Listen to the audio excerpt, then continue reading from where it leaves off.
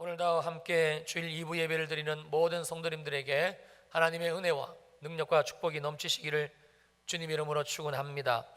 오늘 설교 제목이 여러분들이 주보에서 보시고 또 지금 자막에서 이렇게 여러분들에게 비춰집니다만 아직도 깨닫지 못하느냐입니다. 사실 설교 제목으로는 상당히 도발적이지요.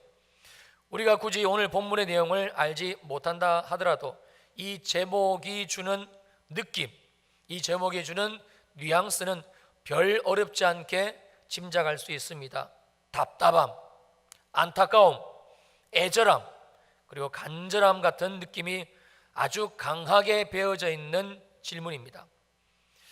문제는 이러한 질문을 가지고, 이러한 감정을 가지고 아직도 깨닫지 못하느냐라는 이 도발적인 질문을 하시는 분이 다름 아닌 주님이라는 사실이며, 더 충격적인 것은 주님이 이 질문을 던지고 있는 대상, 아직도 깨닫지 못하냐라는 질문을 주고 있는 대상이 세상에서 예수 믿지 않고 자기 마음대로 인생을 죄 가운데서 죄죄며 사는 사람들이 아니라 바로 주님이 택하시고 부르신 12 제자들이라는 사실입니다. 우리는 여기에서 놓치지 말아야 될 중요한 한 가지 사실이 있습니다. 예수님의 12 제자들입니다. 이건 실로 놀라운 스펙입니다. 주위의 사람들이 그들을 볼 때에 얼마나 믿음이 좋아 보였겠습니까? 그렇지요. 24시간 주님과 늘 함께 하지요. 그리고 24시간 늘 주님의 생생한 음성의 말씀을 듣지요. 주님이 기적을 베푸시는 모든 현장 가운데 그들이 있었지요. 게다가 주님을 위해 자신들의 삶을 다버리고 주님을 쫓았으니 충분히 믿음이 크다라는 평가를 받을 만합니다. 그러나 아무리 그렇다 할지라도 주님이 보시기에 아닐 수 있다라는 사실을 우리는 알아야 됩니다. 중요합니다. 우리의 믿음과 신앙이 좋다 나쁘다, 믿음이 좋다 나쁘다라는 이 평가는 전적으로 주님이 내리시는 것입니다. 우리의 믿음과 신앙은 절대 겉으로 드러나는 어떤 모습 아니면 그 사람이 한 어떠한 일에 따라, 업적에 따라, 보여지는 모양에 따라 결정되어지는 게 아니라는 사실입니다. 제가 목사이기 때문에 믿음이 좋다? 맞을 수도 있습니다만 그러나 그렇지 않을 수도 있습니다. 주님이 여기 있는 한 사람인 저에게 너 믿음이 그만하면 괜찮으라고 인정을 해주실 만한 그 믿음의 씨, 믿음의 실상이 여기 목사 안에 있어야, 그래야 저는 정말 믿음이 좋은 한 사람이 될 수 있고, 그리고 믿음 좋은 목사로 삶을 주님 앞에 살아갈 수가 있는 거지요. 우리 모두 다 마찬가지입니다. 그렇다면 여러분들의 믿음과 여러분들의 신앙은 주님이 보시기에, 정말 우리 예수님이 보시기에 어떠신 것 같습니까? 오늘 본문 속의 제자들처럼 책망을 듣지 않을 자신들이 있으신지요? 그리고 만약 아직도 깨닫지 못하느냐라는 주님의 이 질문이 오늘 설교 말씀을 통하여 내게 하신 것이라고 와 닿는다면 우리는 이것보다 훨씬 중요한 한 가지를 더 깨달아야 됩니다.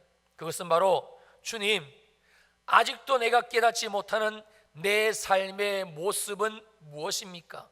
바로 이 질문을 주님께 드릴 수 있는 그 마음이 내게 있느냐라는 겁니다. 오늘 주님이 저와 여러분들에게 이 질문, 즉 아직도 깨닫지 못하느냐라는 이 질문을 던지시는 궁극적인 목적이 바로 여기에 있기 때문에 그렇습니다.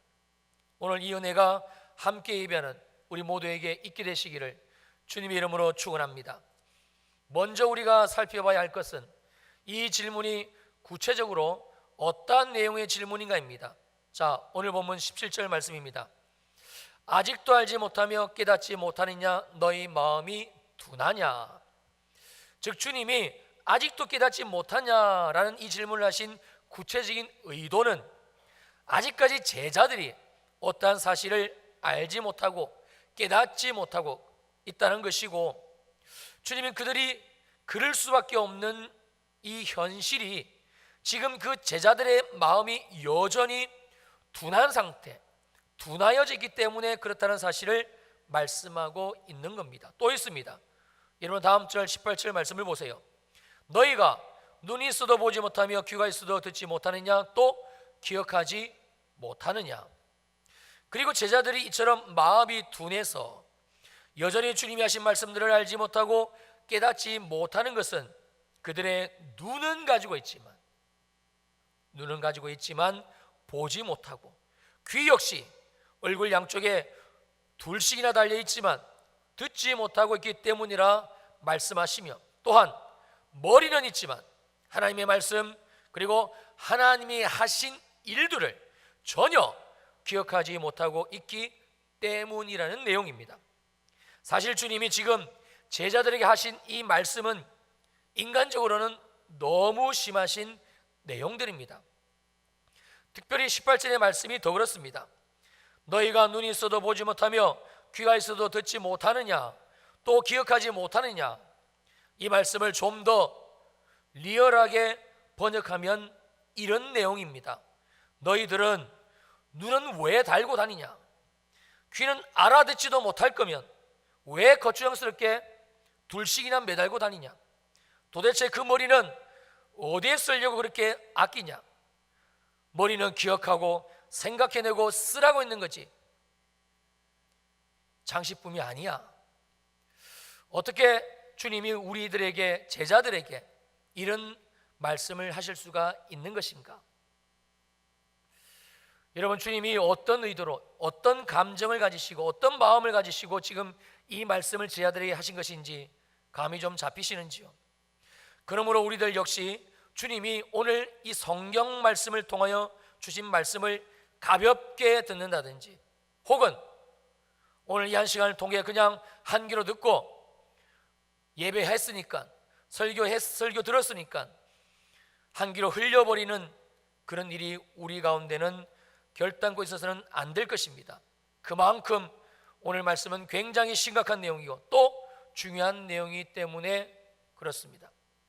그렇다면 선하신 주님께서, 사랑과 은혜와 자비가 충만하신 우리 예수님이 왜 이렇게까지 제자들에게 심한 말씀을 하신 것인가? 그것은 주님이 이 질타를 그들에게 하시기 전 제자들에게 이르신 말씀이 너무나 중요하기 때문에 그렇습니다. 바로 오늘 본문 15절의 말씀입니다. 예수께서 경고하여 이르시되 삼가 바리새인들의 누룩과 헤롯의 누룩을 주의하라 하시니. 첫째, 주님이 제자들에게 경고하여 말씀하시고 또 재차 주의하라 하고까지 아주 엄하게 말씀하신 바리새인들의 누룩은 무엇을 의미하는 것인가? 마가복음 7장 5절을 보면 이렇게 설명을 합니다. 이에 바리새인들과 서기관들이 예수께 묻되 어찌하여 당신의 제자들은 장로들의 전통을 준행하지 아니하고 부정한 손으로 떡을 먹나이까? 바리새인들의 이 질문에 대한 주님의 대답이 그들의 실상을 우리들에게 알려줍니다. 바리새인의 누룩이 무엇을 의미하는지, 즉 바리새인과 같은 신앙인의 실체가 무엇인지를 정확하게 말씀하는 내용이지요. 6절의 말씀입니다. 이르시되 이사야가 너희 외식하는 자에 대하여 잘 예언하였도다. 기록하였으되 이 백성이 누구입니까? 바리새인들입니다. 좀 더 정확하게 표현한다면 외식하는 바리새인들입니다. 입술로는 나를 공경하되 마음은 내게서 멀도다. 그러니까 오늘 본문에서 주님이 제자들에게 경고하시고 또 재차 주의하라고까지 말씀하신 바리새인들의 누룩은 바로 외식하는 그들의 위선적인 삶의 모습을 언급하신 것인데, 근데 주님이 발가벗겨 정확하게 보여주신 바리새인들의 누룩, 즉 그들의 위선적인 신앙은 차마 입에 담기조차 거북스러운 내용들입니다. 그들은 입술로만, 말로만 하나님을 공경한다는 겁니다. 더 기가 막히는 것은 그러한 바리새인들의 마음은 전혀 하나님을 공경하지도 않는다라는 사실입니다. 오히려 하나님으로부터 마음이 멀리 있다고 성경은 그들을 고발하고 있으니 참으로 안타까운 사실이지요. 7절입니다. 사람의 계명으로는 교훈을 삼아 가르치니 나를 헛되이 경배하는도다. 누가요? 바리새인들이. 바리새인들의 죄, 즉 이 누룩은 심지어 하나님의 말씀을 왜곡시키는, 사람이 만든 계명으로 다른 사람들을 교훈하고 있다라고 주님이 표현하신 그대로 바로 바리새인들의 누룩을 우리들에게 말씀해 주고 있습니다. 그리고 그 결과 하나님은 그들이, 즉 바리새인들이 하나님께 드린 모든 예배를 받지를 않으셨습니다. 그리고 오히려 이렇게 바리새인들의 예배를 주님은 결론을 내리십니다. 나를 헛되이 경배하는도다. 여러분, 이 말씀은 단순히 바리새인들이 주님을 경배한 것이 그냥 아무 소용이 없다, 주님이 받지 않으셨다, 그런 정도의 뉘앙스의 표현이 아닙니다. 이 말씀의 뜻은 주님을 주님으로 인정하지 않았다, 즉 주님을, 하나님을 못 오겠다는 뜻입니다. 하나님을 아무것도 아닌 존재로 싸구려로 여기고 섬겨도 그만, 안 섬겨도 그만, 예배 드려도 그만, 안 드려도 그만, 하나님을 그러한 존재로 치부했다는 실로 엄청난 그들의 죄, 즉 바리새인들의 죄, 바리새인들의 누룩을 지적하는 말씀인 것이지요. 여러분, 그러니 어찌 주님이 지금 제자들에게 이러한 바리새인들의 누룩을 말씀하시면서 대충 그냥 흘러가는 교훈 정도로 말씀하실 수가 있겠습니까? 또 하나, 주님이 오늘 본문에서 엄중히 경고하신 내용은 헤롯의 누룩입니다. 이 헤롯의 누룩이 뭔지를 알려면 우선 우리는 성경에서 말씀해주고 있는 이 헤롯이라는 인물에 대해 알아야 될 것이지요. 마가복음 6장 14절 이하에 보면 잘 소개가 되고 있습니다. 이에 예수 이름이 드러난지라 헤롯 왕이 듣고 이르되 이는 세례 요한이 죽은 자 가운데서 살아났도다. 그러므로 이는 능력이 그 속에서 일어났느니라 하고, 헤롯은 하나님을 알았어요. 죽은 자도 살리시는 하나님, 그리고 그 능력으로 일하시는 하나님이라는 사실을 헤롯은 잘 알고 있었습니다. 16절의 말씀이 이러한 헤롯을 또 이렇게 증언해 주고 있습니다.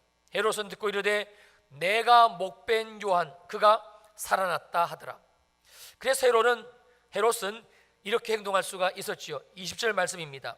헤롯이 요한을 의롭고 거룩한 사람으로 알고 두려워하고 보호하며 또 그의 말을 들을 때, 즉 요한의 말을 들을 때 크게 번민을 하면서도 달갑게 들음이르라. 그러나 헤롯의 한계는 여기까지입니다. 자신의 의지를 가지고 자신이 할 수 있는 고만고만한 환경에서는 헤롯도 마치 하나님을 아는 자처럼, 하나님을 믿는 자처럼 그렇게 행동할 수가 있었습니다. 그러나 거짓은요, 반드시 때가 되면 그 실체를 드러낼 수밖에 없는 것이지요. 헤롯 역시 마찬가지로 그러한 사건을 겪게 됩니다. 자신 안에 있는 것이 진짜 믿음인 것인지, 아니면 무늬만 믿음인 것인지, 사한 믿음인 것인지, 아니면 죽은 믿음인 것인지 정확하게 그 실체를 드러낼 수밖에 없는 상황을 헤롯 역시 만나게 됩니다. 그 내용이 마가복음 6장 21절로 28절, 좀 깁니다만 이 내용 속에 소개가 되고 있습니다. 제가 쉬운 성경으로 읽어드리겠습니다. 자기 생일에 헤롯은 고관들과 천부장들, 갈릴리의 기빈들을 초청해서 잔치를 베풀었습니다. 헤로디아의 딸이 춤을 춰서 헤롯과 잔치에 참여한 손님들을 즐겁게 해주었습니다. 그래서 헤롯 왕이 소녀에게 말했습니다. 내가 원하는 것을 말해라. 그러면 그것을 선물로 주겠다. 헤롯은 내가 무엇을 달라고 하든지 다 주겠다, 내 나라의 절반이라도 주겠다라고 맹세했습니다. 소녀는 자기 어머니에게 가서 무엇을 달라고 할까요? 라고 물었습니다. 그러자 어머니가 대답했습니다. 세례자 요한의 머리를 달라고 해라. 소녀는 즉시 왕에게 달려와서 바로 이 자리에서 세례 요한의 머리를 쟁반에 담아주세요 라고 요청했습니다. 왕은 매우 괴로웠지만 자기가 한 맹세 때문에, 그리고 잔치에 참여한 손님들 때문에 소녀의 요청을 거절할 수 없었습니다. 왕은 곧바로 시위대 군인을 보내 요한의 머리를 가져오라고 했습니다. 군인은 가서 감옥에 있던 요한의 머리를 잘랐습니다. 그리고 쟁반에 담은 그의 머리를 가져와 소녀에게 주었고 소녀는 그것을 자기 어머니에게 가져다 주었습니다. 헤롯은 마음이 몹시 괴로웠습니다. 그럴 수밖에 없는 것이 헤롯은 세례 요한이 하나님이 택하시고 그래서 의롭고 거룩하게 구별하신 하나님의 사람이라는 사실을 잘 알았기 때문입니다. 즉 이러한 세례 요한의 목을 벤다는 것은 곧 하나님의 뜻에 불순종하는 사실을 헤롯은 분명히 알고 있었다는 뜻이지요. 그러나 이것이 헤롯의 믿음은 아니었습니다. 왜냐하면 헤롯은 결국 마음은 매우 괴로웠지만 힘들었지만 그러나 자기가 한 맹세 때문에 자기가 한 말 때문에 즉 자기 자신의 체면 때문에 그리고 잔치에 참여한 손님들 때문에 다른 사람들의 눈치를 보느라 어쩔 수 없이 소녀의 요청을 거절할 수 없게 됩니다. 결국 세례 요한의 목을 베게 되고 하나님을 버리고 세상을 택한 꼴이 되고 마는 것이지요. 불신앙입니다. 그것도 철저한 불신앙, 아주 뿌리 깊은 불신앙의 사람, 하나님을 지식으로만 알고 있었던, 껍데기로만 알고 있었던 그 자가 바로 헤롯입니다.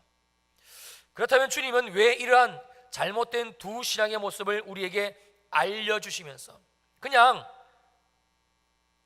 바리새인들이 이렇게 위선적이야, 헤롯이 이렇게 삶을 살았어, 너희들은 이러면 안 돼 라는 경고의 말씀을 주셔도 되는데 굳이 바리새인들의 누룩, 헤롯의 누룩, 이 누룩이라는 표현을 하신 걸까요? 갈라디아서 5장 9절 말씀의 소리는 그 정답을 찾을 수가 있습니다. 적은 누룩이 온 덩이에 퍼지니라. 바로 누룩의 속성, 즉 온 빵 덩어리에 순식간에 퍼져버리는 이 누룩의 속성이 그대로 죄의 속성이고 그리고 불신앙의 속성이기 때문에 그렇습니다. 그리고 주님은 누구보다 이 사실을 잘 알고 계시기 때문에 오늘 엄중한 경고의 말씀을 제자들에게 하신 것이지요. 우리 안에 아주 조그만 바리새인들이 위선적인 신앙 또한 헤롯의 인본주의적인 신앙이 있기만 해도 그 죄가 순식간에 우리들의 모든 삶을 덮어버리기 때문에 바리새인의 죄는 그냥 죄가 아니라 누룩인 것이며 헤롯의 죄에 대한 틀림없는 누룩인 것입니다. 더 무서운 것은 이 바리새인들의 누룩과 헤롯의 누룩이 공동체 안에 있게 되고 가정에 있게 되고 교회에 존재하게 되면 너무나 위험하다는 사실입니다. 순식간에 이 더러운 죄의 속성이 우리의 가정과 교회와 그리고 우리의 자녀들과 사랑하는 성도들 사이에 삽시간에 퍼지게 된다는 사실이지요. 그리고는 결국 서로 불신하게 만들고 서로 미워하게 만들고 서로를 사랑하지 못하게 만들고 사랑하는 아내와 남편이지만 원수되게 만들고 사랑하는 자녀이지만 신뢰하지 못하게 만들고 목사와 성도 사이를 분리시키고 성도와 성도님들 사이를 이간질시키는 것, 벌려놓는 것, 그것이 바로 죄의 속성, 그러므로 죄는 누룩입니다. 그래서 주님은 제자들에게 지금 이러한 말씀을 하실 수밖에 없었던 것이죠. 다시 오늘 본문 마가복음 8장 15절 말씀 제가 쉬운 성경으로 읽어드립니다. 예수께서 제자들에게 경고를 하셨습니다. 바리새파 사람들의 누룩과 헤롯의 누룩을 조심하여라. 그런데 문제는 제자들입니다. 제자들은 주님의 이러한 마음을 전혀 알지를 못했다라는 사실입니다. 주님이 18절에서 하신 말씀 그대로 눈은 있어도 보지 못하고 귀가 있어도 듣지를 못했다라는 것이지요. 그래서 지금 제자들이 주님께 하는 말씀은 이것입니다. 14절입니다. 제자들이 떡 가져오기를 잊었음에 배에 떡 한 개밖에 그들에게 없더라. 그리고 16절 제자들이 서로 수군거리기를 이는 우리에게 떡이 없음이로다 하거늘. 제자들은 주님이 경고하고 주님이 주의하라고 말씀하신 바리새인들의 누룩 그리고 헤롯의 누룩에는 전혀 관심이 없었습니다. 마음이 없었습니다. 그러니 그들을 일깨우시는 주님의 간절하고 애타는 말씀이 들려지지가 않은 것이지요. 그래서 지금 제자들이 걱정하는 것은 무엇입니까? 한 가지입니다. 그들에게 먹을 떡이 없다는 것. 그리고 지금 그들에게 떡이 없는 이유가 칠병이의 기적으로 남은 떡 7광주리를 야, 너가 왜 챙기지 못했냐? 그럼 너는 그때 뭐하고 있었냐? 너는 왜 그때 그 떡을 가져오지를 않았냐?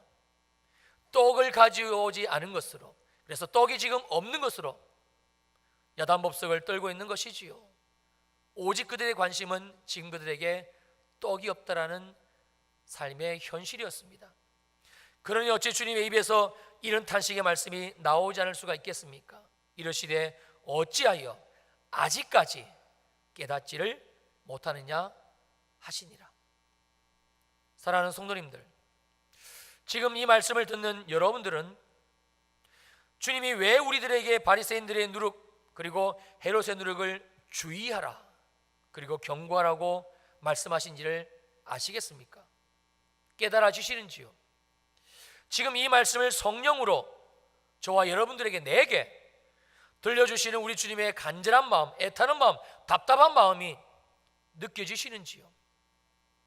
그래서 혹시 내 신앙의 삶에 위선적인 부분, 껍데기 부분, 형식적인 부분, 믿음이 없으면서도 믿음이 있는 채 하는 부분, 그런 부분은 없는지 보이게 되고, 또한 입술로 말로는 하나님을 얘기하고 하나님을 찬양하지만, 예배 시간에 반주 소리에 맞춰 주님을 찬양하지만 내 삶의 진실함으로는 주님을 찬양하고 예배하며 주님을 드러내고 선포하는 삶이 정말 있는지 들여다보게 되는지를 말씀드리는 겁니다.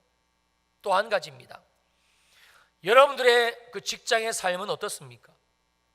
여러분들의 직장 속에서 나는 예수 믿는 그리스도인이라고 드러내시는지요? 아니면 아직까지 나의 직장 동료들은 내가 예수를 믿는지, 그리고 내가 주일에 평촌일의 교회를 다니는지 전혀 알지를 못한 채 살고 있지는 않는지 묻고 있는 겁니다. 여러분 오해하지 마십시오. 이 질문은 제가 목사이기 때문에 그래서 여러분들에게 드리는 질문이 아닙니다. 지금 주님이 주시는 성경 말씀을 통해서 주님께서 직접 여러분들 한 분 한 분에게 하시는 질문의 내용들입니다. 제가 뭐라고 여러분들에게 이런 질문을 드릴 수 있습니까? 저 역시 여러분들과 똑같이 전적으로 하나님의 은혜가 필요한 죄인입니다. 그러므로 이 질문은 주님이 여러분들에게 직접 하신 것입니다. 이렇게 말이지요. 사랑하는 평촌일에게 주일 2부 예배 성도들아, 어찌하여 너희들은 헤롯의 누룩에 빠져 사람 눈치 보고 자기 체면 차리느라 하나님을 하나님으로 인정하지 않고 하나님을 높이지 않고 예배하지 않고 그렇게 너희들의 삶을, 너희들의 직장의 삶, 너희들의 가정의 삶을 살아가고 있느냐? 바로 주님의 음성입니다. 더 무서운 것은요, 아직까지 내게 이렇게 말씀하시는 주님의 음성이 들려지지를 않는다면 우리는 주님이 내리신 말씀의 진단, 이것을 오늘 겸손히 받아들여야 될 것입니다. 바로 18절의 말씀입니다. 너희가 눈이 있어도 보지 못하며 귀가 있어도 듣지 못하느냐? 또 기억하지 못하느냐? 눈뜬 장님이라는 거예요. 귀는 있지만 하나님의 말씀을 전혀 듣지 못하는, 그래서 하나님이 보시기에는 소경이라는 겁니다. 머리는 있지만 돈은 계산하고 어떻게 하면 잘 먹고 잘 살까? 이건 머리로 계산하지만 하나님이 내게 하신 일을 기억하지 못하고 하나님이 하신 말씀을 기억하지 못하고 전혀 주님이 내게 주신 이 머리를 머리로 사용하지 못하는 그런 인생이지요. 사랑하는 우리 주일 2부 예배 성도님들, 혹시 주님이 저와 여러분들에게 지금 이 말씀을 통해서 들려주시는 음성은 어떤 것입니까? 저와 여러분들에게 오늘 본문 말씀을 통해서 성령으로 지금 들려주시는 하나님의 음성은 어떤 것입니까? 만약 하나님의 이 음성이 내게 지금 들려주신다면 우리는 주님께 이렇게 나아가야 될 것입니다. 주님, 지금 내 눈을 열어 주시옵소서. 나의 눈을 열어 주님을 보게 하옵소서. 주님의 말씀을 보게 하시고 내 귀에 우리 주 예수 그리스도의 보혈을 발라주시고 그리고 이제는 주님의 말씀, 주님의 뜻을 듣고 깨닫는 자가 되게 하옵소서. 나의 삶에 주님이 행하신 일들을 기억하게 하시고 나의 가정과 직장 가운데 주님이 어떤 일들을 행하고 계신지를 볼 수 있는 눈, 들을 수 있는 귀, 그리고 기억할 수 있는 머리, 마음을 주님 이제 내게 허락하여 주시옵소서. 우리는 마땅히 하나님 앞에 이 기도를 드리고 이 기도를 올려드리며 그리고 주님 앞에 나아가야 될 것입니다. 기도하시겠습니다. 우리 시간 1분가량만 잠시 눈을 감으시고